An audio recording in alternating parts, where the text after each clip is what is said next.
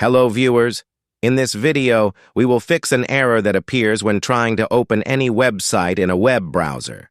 You may see an error message saying, "Your device clock is set to the wrong time." So, how do we fix this? Let's follow these simple steps.